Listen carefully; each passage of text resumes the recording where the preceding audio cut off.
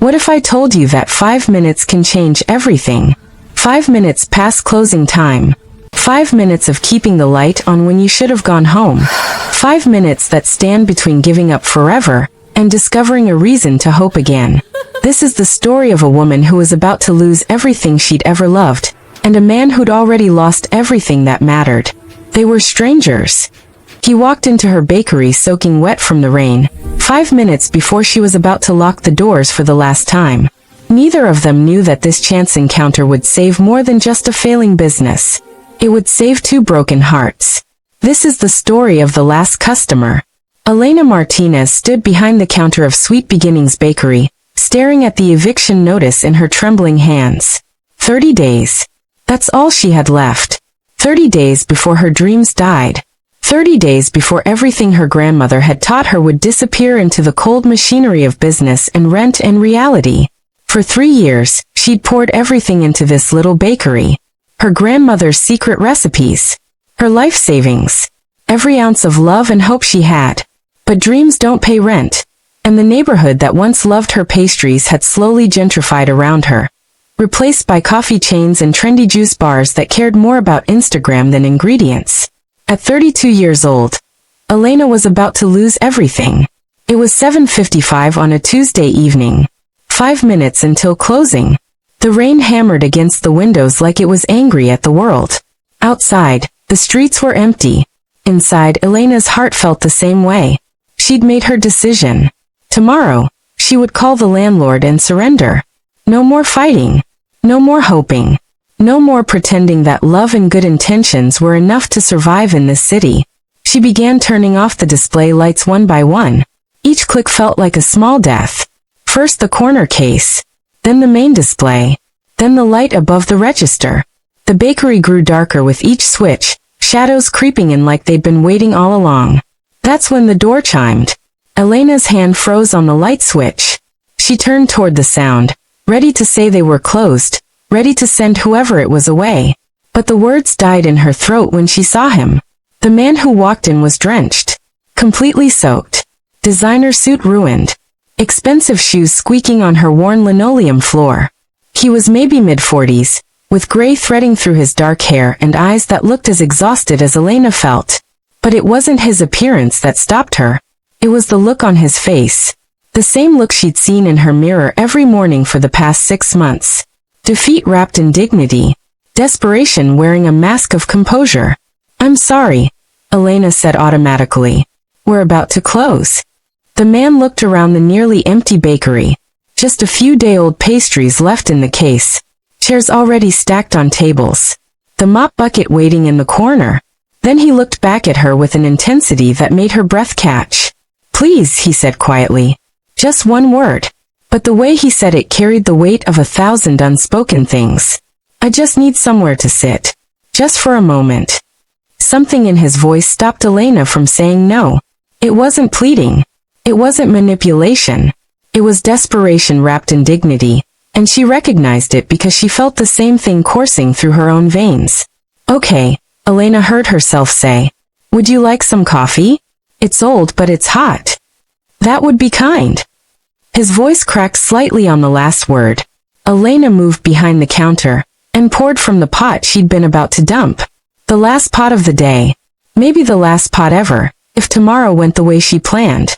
She brought it to him with 2 cups and sat down across from him, forgetting about closing time, forgetting about the eviction notice, forgetting everything except the raw pain radiating from this stranger like heat from a fire.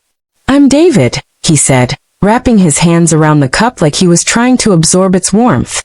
"David Chun. Elena Martinez." They sat in silence for a moment, and then David began to talk. The words came slowly at first, then faster, like a dam breaking. "I just came from the hospital," he said, staring into the dark coffee. "My daughter was there. She's fine, she's not sick. I mean, she works there. She's a nurse. I went to see her, to talk to her, and she asked me not to come back." Elena felt her chest tighten. "I'm sorry. I don't understand." David's hands shook slightly as he held the cup.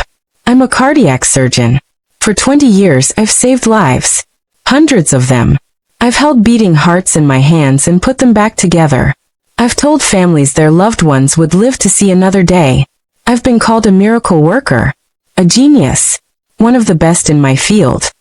He looked up, and Elena saw tears gathering in his eyes. But I was never home. I missed my daughter's childhood. Every school play, every dance recital, every parent-teacher conference. I missed her first heartbreak, her high school graduation, her college acceptance. I chose other people's families over my own, every single time, telling myself I was doing important work, telling myself I was saving lives. A tear rolled down his cheek. He didn't wipe it away. She's 22 now, getting married next month to a wonderful man I've met exactly twice.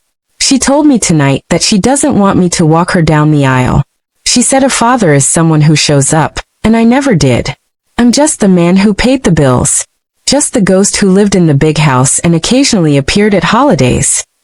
Elena felt her own throat tighten. She wanted to say something, but she didn't know what.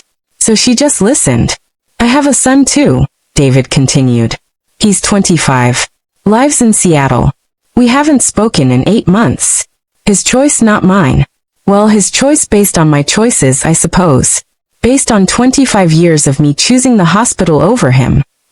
David set down the coffee cup and pressed his palms against his eyes. After my daughter told me not to come to her wedding, I just walked. I walked for hours in the rain, not caring where I was going, trying to figure out where everything went wrong, trying to pinpoint the exact moment I traded my family for my career, and convince myself it was the right choice. And then I saw your light. It was the only one still on in the whole block. Like a beacon. Like a sign from the universe that maybe I shouldn't do what I was about to do. The weight of those last words hung in the air. Elena understood immediately what he meant. What he'd been considering. I'm glad you came in, she said softly. David finally looked at her, really looked at her. Then he looked around the bakery, taking in details he'd missed before. The hand-painted mural on the wall showing a kitchen scene with an elderly woman teaching a young girl to bake. The mismatched chairs that somehow all worked together. The photos on the wall of smiling customers from better days. The worn but spotlessly clean floors. The love baked into every corner. This place, David said slowly, has something in it. Something real. I can feel it. It's in the walls, in the air. This place has love in it. Elena felt tears spring to her eyes. My grandmother, she whispered. She started this bakery 30 years ago. She raised me here. Taught me everything. How to fold dough, how to time the oven by feel, how to know when something is done not by a timer, but by your heart. She smiled through her tears. She used to say that doctors heal the body, but bakers heal the soul. That food made with love could mend broken hearts, and give people reasons to keep going. She believed every recipe was a prescription for something people needed. Hope bread. Healing honey cake. Comfort cinnamon rolls. She named them like medicine because she believed that's what they were. David stared at her. That's beautiful. And true. I've saved 100 hearts, but I never healed anyone. Not really. I just kept them beating. I never gave them reasons to want to keep beating. Elena nodded toward the eviction notice on the counter. Well, apparently love and good intentions aren't enough in the real world. My grandmother died 2 years ago. Left me this place, her recipes, and her dreams. But she didn't leave me any business sense. Any idea how to compete with the chains and the apps and the investors. I've been bleeding money for 18 months. And tomorrow I'm calling the landlord to tell him I give up. She picked up the notice, reading words she'd memorized. 30 days and this becomes another smoothie shop or boutique fitness studio or whatever trendy thing comes next. David was quiet for a long moment. Then he asked, "What's that?" He was pointing to a worn notebook Elena kept behind the counter. Its cover was stained with flour and butter and years of love. Its pages were dog-eared and marked with sticky notes in multiple colors. That's everything, Elena said softly. Every recipe. Every secret. My grandmother's whole heart in one book. She wrote notes in the margins about why each recipe matters, who she created it for, what it's meant to heal. It's not just a recipe book. It's a philosophy. A way of seeing the world. May I look at it?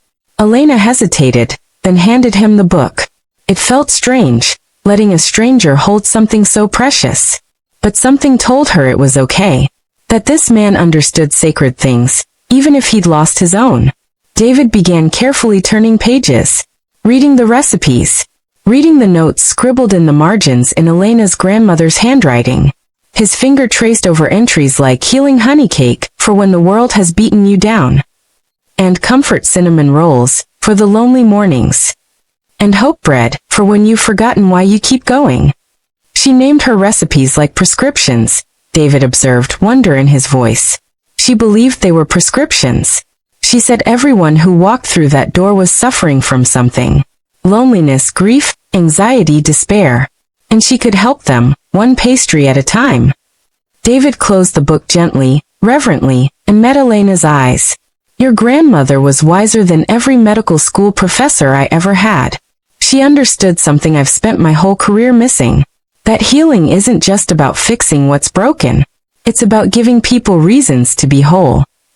They sat in silence, two strangers connected by loss and exhaustion and the strange intimacy of shared pain. Then David said something that changed everything. What if you didn't have to close? What if there was another way? Elena laughed, but it was bitter, tired. Unless you know someone who wants to invest in a failing bakery with no business plan, no profit margin, and a landlord who despises me, there's no other way. I'm out of options. I'm out of money. I'm out of hope. Actually, David said slowly, carefully, I might know someone. Elena looked at him, confused. David leaned forward. I have more money than I know what to do with. 20 years of 80-hour weeks, of choosing the hospital over everything else, of living in a house I'm never in and driving cars I don't care about. Money sitting in accounts earning interest, meaning nothing. Doing nothing. Just numbers on a screen that can't buy back the years I lost or repair the relationships I destroyed. He took a breath. Let me buy this building. Let me back your bakery. Not as charity. As an investment in something that actually matters. Something that heals people the way surgery never can. Elena stared at him like he'd spoken another language.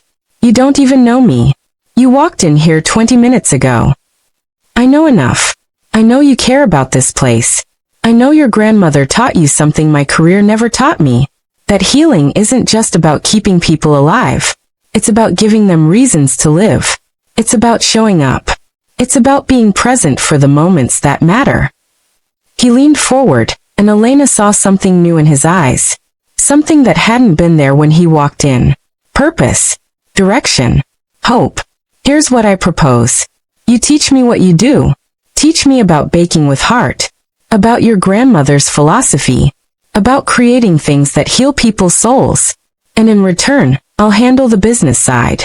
Marketing, finance, operations, whatever you need. I'll be the practical to your passion. He paused, and when he spoke again, his voice was vulnerable in a way that made Elena's chest ache. But more than that, I need something to care about besides work. My daughter was right about me. I don't know how to show up for people. I don't know how to be present. I don't know how to care about anything beyond the operating room. And it's destroyed everything that should have mattered. I want to learn. I need to learn. And maybe by helping save this place, I can learn how to be the person I should have been all along. Elena felt tears streaming down her face. Why would you do this? Really? You could invest in anything. Why a failing bakery? David's voice dropped to almost a whisper. Because an hour ago, I was standing on the bridge 3 blocks from here.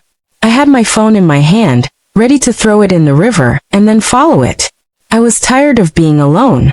Tired of being successful at things that don't matter, and failing at everything that does.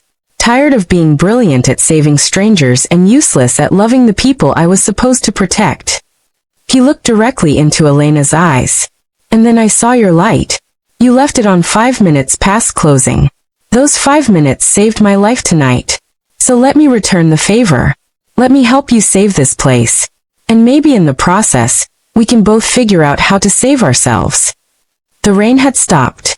Elena hadn't noticed when. The storm had passed, leaving the streets clean and the air fresh. Through the window, she could see the city lights reflecting in the puddles, beautiful in their way. She looked at the eviction notice. then at David, then at her grandmother's recipe book, worn and loved and full of wisdom she'd been about to let die. Okay, Elena whispered. Okay, let's try. David smiled for the first time since he'd walked in. It transformed his whole face. Thank you. For the coffee. For listening. For leaving the light on. For giving me a reason. Thank you for walking through the door. Sweet beginnings didn't close. Over the next 6 months, David Chin kept every promise he made. He bought the building, paying the landlord 3 times what it was worth just to ensure they'd never have to worry again. He invested in new equipment, hired a business consultant, set up marketing campaigns. But more importantly than any of that, he showed up. Every single morning at 5 a.m. David was there in jeans and an apron, ready to learn.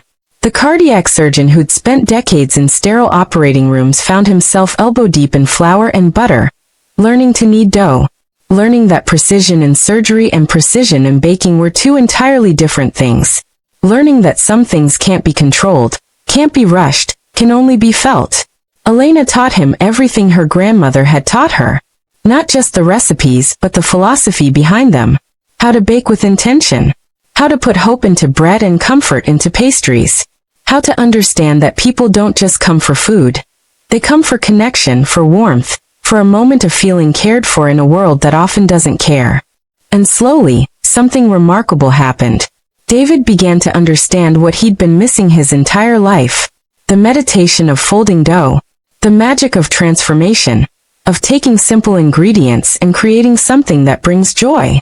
The profound satisfaction of watching someone's face light up over something you created with your own hands. He was terrible at first.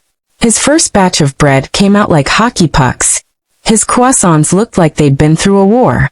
But Elena was patient, and David was determined. He who'd mastered the most delicate surgeries in medicine now applied that same determination to mastering the art of the bakery. They renamed the place. No longer Sweet Beginnings. Now it was Healing Hearts Bakery. Because that's what it did. That's what Elena's grandmother had always known it could do. The marketing David arranged brought in curious customers. Articles in local papers about the surgeon who gave up the operating room for the oven. Social media posts about the bakery that healed more than hunger. But what kept people coming back wasn't the story. It was Elena's grandmother's wisdom made real. Food made with love really does heal. They started hosting community dinners every Sunday for single parents who needed a break. For elderly neighbors who had nowhere else to go. For lonely people who just needed somewhere to belong. The bakery became more than a business. It became a gathering place. A home. And somewhere in the flour dust and the early mornings and the shared purpose, 2 broken people began to heal each other. David called his daughter. Not with excuses or justifications. Just with honesty. You were right about everything, he told her. I wasn't there. I chose wrong, over and over. I can't change the past, but I'm learning how to be present now. I'm learning what matters. I'm learning how to show up. And whether you ever forgive me or not, I want you to know that I finally understand what I lost. And I'm becoming the father I should have been. His daughter didn't respond right away. But she didn't hang up either. It was a start. David also reached out to his son. Sent letters, emails, texts. Not demanding anything. Just sharing his days. His failures in the kitchen. His small victories. His gratitude for a second chance he didn't deserve. I'm learning, he wrote. I'm learning that success in one area of life doesn't excuse failure in the areas that matter most. I'm learning that it's never too late to try. I'm learning that showing up is the most important thing. Even when you're scared. Even when you're not sure you'll be welcomed. I'm showing up now. Finally. 6 months after that rainy night, the bakery held a grand reopening celebration. The place was transformed but still recognizable. New equipment but the same heart. Professional but still warm. Successful but not corporate. The neighborhood came out in force. Elena stood behind the counter, watching the crowd, feeling her grandmother's presence like a warm hand on her shoulder. And then David's daughter walked in. David was in the back, pulling fresh bread from the oven, when Elena came to get him. Someone's here to see you, she said gently. He walked into the main room, wiping flour from his hands, and froze when he saw her. His daughter, standing there in her nurse's scrubs, fresh from a shift, looking around the bakery with wide eyes. "Dad," she said. Just that one word. But everything in the way she said it. "Sweetheart," David breathed. "You came. Mom told me what you've been doing. She said you've changed. She said she barely recognizes you, in the best way. And I wanted to see for myself." She looked around at the bustling bakery, at her father in an apron, flour on his hands, real joy on his face, at the photos on the wall of him and Elena with community members, all smiling, at the life he'd built in these 6 months, so different from the empty mansion and endless hospital shifts. "Is it true?" she asked. "Have you really changed?" David walked toward her slowly, giving her space to back away if she needed to. "I'm trying. Every day I'm trying. I'm learning that the most important surgery I ever needed to perform was on my own life. Cutting out what didn't matter. Healing what was broken. I can't undo the past. I can't give you back the childhood you deserved. But I can try to be the father you need now if you'll let me." His daughter's eyes filled with tears. "I'm getting married in 3 months." "I know. Your mother told me. I'm happy for you. I was angry when I said you couldn't walk me down the aisle. I was hurt. I wanted you to hurt too. I understand. But I've been thinking." She wiped her eyes. "A father is someone who shows up. And you're showing up now. You're trying. That's all I ever wanted. Just for you to try." She took a shaky breath. "I'd like it if you would walk me down the aisle after all. Not because you're perfect. Not because you were always there. But because you're here now. Because you're trying. Because that matters." David crossed the distance between them and pulled his daughter into a hug. Really hugged her, maybe for the first time in years. Both of them crying. Both of them healing. Both of them learning that it's never too late to start again. Elena watched from behind the counter, her own tears falling freely. She pulled out her phone and looked at a photo of her grandmother, the one she kept for moments like this. "We did it, Abuela," she whispered. "We're still healing hearts. Just like you always wanted." 1 year after that rainy night, Elena and David stood together behind the counter of Healing Hearts Bakery, preparing for another day. The line was already forming outside before they opened. Regular customers waiting for their morning pastries. New people who'd heard the story. Everyone hungry for something the bakery provided that had nothing to do with calories or carbs. "You know what's funny?" Elena said, watching the sunrise paint the street gold through the window. "I thought that night was my ending. The last customer before I gave up forever." "And I thought it was mine too," David replied, measuring flour with the precision of someone who'd finally found something worth being precise about. Funny how the same moment can be an ending or a beginning, depending on whether someone leaves the light on. "Thank you for walking through my door. Thank you for leaving it open." They stood side by side, two people who'd found salvation in the most unexpected place. David's son had visited last month, cautious but open. David's daughter was getting married in 2 weeks, and David would walk her down the aisle wearing the same flour-dusted apron he wore every morning, because she'd asked him to, because it represented who he'd become. Elena's grandmother's recipe book sat on the counter, more worn than ever, more loved than ever, still prescribing healing to everyone who walked through the door. Sometimes salvation comes in the smallest moments. A light left on 5 minutes past closing. A stranger with the courage to ask for help instead of ending everything. A choice to try one more time when everything says to quit. And sometimes the person who saves you is the person you save in return. David had learned that success means nothing without connection. That brilliance in your career doesn't excuse absence from your life. That it's never too late to show up, to be present, to choose differently. Elena had learned that love without strategy can't survive. That accepting help isn't weakness. That her grandmother's wisdom was meant to be shared, not held close in a failing business until it disappeared. Together, they learned that broken people can heal each other if they're brave enough to try. If they're willing to show up. If they leave the light on just 5 more minutes when every instinct says to go home. To give up, to let the darkness win. The greatest healing doesn't come from medicine or money.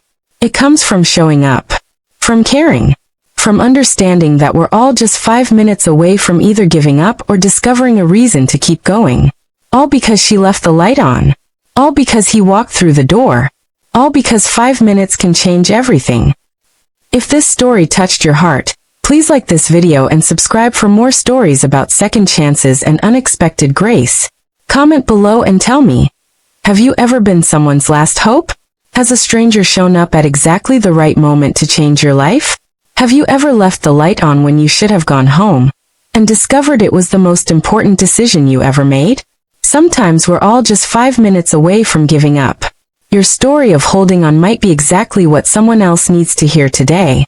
Because maybe somewhere right now, someone is deciding whether to turn off the lights or leave them on 5 more minutes. And those 5 minutes might save everything.